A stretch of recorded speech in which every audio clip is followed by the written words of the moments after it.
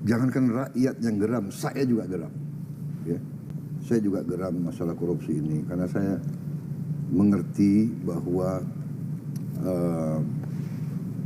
sumber daya kita sangat besar, resources sangat besar, dan terjadi kasarnya adalah perampokan lah. Saya bisa harus dikatakan apa nih, perampokan kan. Dan perampokan itu kadang-kadang pakai cara-cara yang sok legal, iya kan? Jadi kalau dicek tidak ada pelanggaran, iya kan? Tender sudah diatur, siapapun pemenangnya. Kadang-kadang tender itu diam-diam tidak diumumkan, atau diumumkan hari Selasa jam 10, tak tutup udah jam 2 udah tutup, ya kan? Tak, yang masuk 3 penawaran semua Related.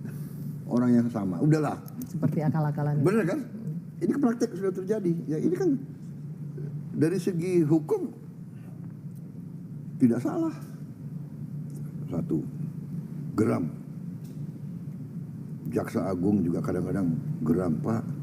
Kita sudah tangkap, kita sudah ungkap, sudah berhasil menang di pengadilan negeri. Dia naik banding, kita menang. Terus Mahkamah Agung PK kita dikalahkan. Jadi ini masalah ya. Jadi langkah saya dalam waktu dekat saya sudah suruh hitung Menteri Keuangan ya dengan Menseknek. Saya ingin naikin gaji semua hakim. Saya ingin naikin gaji skala signifikan semua hakim. Saya hitung-hitung mampu kita. Ya jadi memang apa ya, hasil efisiensi gitu. Kalau tidak salah ya, untuk meningkatkan signifikan semua hakim mungkin butuh 12 triliun ya. Gak sampai 20 triliun. Penghematan perjalanan dinas ke luar negeri bisa naikin gaji seluruh Indonesia, semua gaji, dan signifikan. Nanti saya dimarahin juga, kok hakim yang dinaikin signifikan, kami gimana? Ya tapi hakim dulu mungkin ya, karena hakim kita harus dibikin begitu terhormat dan begitu yakin sehingga dia tidak bisa disuap. Saya juga kasih petunjuk, hakim harus punya rumah dinas yang layak. Ya maksud saya ya, karena kita tahu penjara kadang-kadang dengan kekuatan uang dia tiap malam bisa keluar jalan-jalan. Meskipun ada di pulau terpencil, kalau ada uang bisa disuap, Pak. Kalau di pulau kecil kan susah dia mau keluar. Dia sedang kita cari gitu loh, tempatnya, pulaunya gitu. Saya diusulkan ada pulau lepas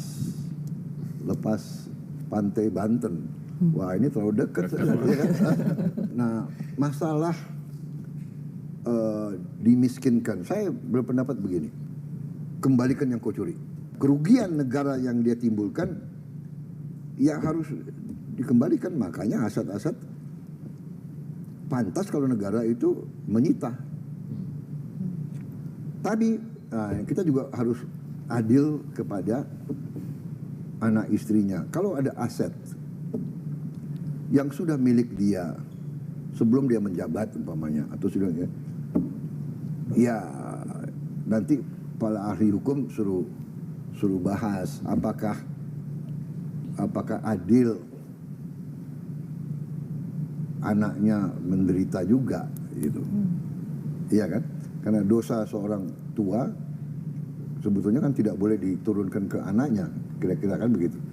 Tapi ini saya minta masukan dari ahli-ahli hukum. Hanya memang benar harus ada suatu sikap jera, karena kadang-kadang dengan kekuatan uang, okelah aku ditangkap, okelah aku masuk pengadilan, paling saya dikasih 6 tahun, nanti 6 tahun saya jalankan 3 tahun, habis itu saya keluar. Ya. Dan selama 3 tahun saya juga nanti bisa sogok pejabat ini pejabat itu, sehingga saya mungkin tiap 5 hari saya keluar. Saya memang mengatakan ke aparat hukum, kalau hakim kasih vonis yang tidak masuk akal, yang menyakiti perasaan rasa adil rakyat, kita naik banding. Dan kita berhasil berapa kali, iya kan? Benar nggak? Ada kasus berapa triliun dia hilangkan, hanya dapat berapa tahun itu? Ya, Harvey Muiz, Pak. Iya. Dan ada yang lebih parah, ada yang lolos sama sekali.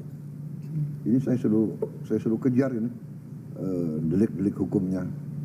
Jadi ini masalah serius, ini benar. Rakyat geram, jangan rakyat geram. Saya yakin kalian semua geram semua. Kalian mengerti, ya kan? We are not stupid, benar nggak? Kalau kasus dia hilangkan 100 triliun, dapat 6 tahun, ini kan nggak masuk akal. Sebenarnya kalau bisa kita tidak hukuman mati. Karena hukuman mati itu final. Padahal mungkin saja kita yakin 99,9% dia bersalah. Mungkin ada satu masalah yang ternyata dia korban, atau dia di frame, atau dia itu loh. Kalau hukum mati final, kita nggak bisa hidupkan dia kembali, ya kan? Sehingga pada prinsipnya ya banyak pelaksana hukum mati kan diulur, ya kan, bahkan ujungnya juga tidak dilaksanakan sebenarnya kan. Itu kita lakukan jurisprudensi pemimpin kita sebelum, ya kan. Bung Karno tidak melaksanakan, berapa orang yang dihukum mati, Pak Harto tidak laksanakan, berapa orang dan seterusnya. Dan saya pada prinsipnya juga kalau bisa kita cari efek jera yang tegas, tapi mungkin tidak sampai hukuman mati. Tapi ini tentunya nanti konsensus para pimpinan politik dan para pakar-pakar hukum.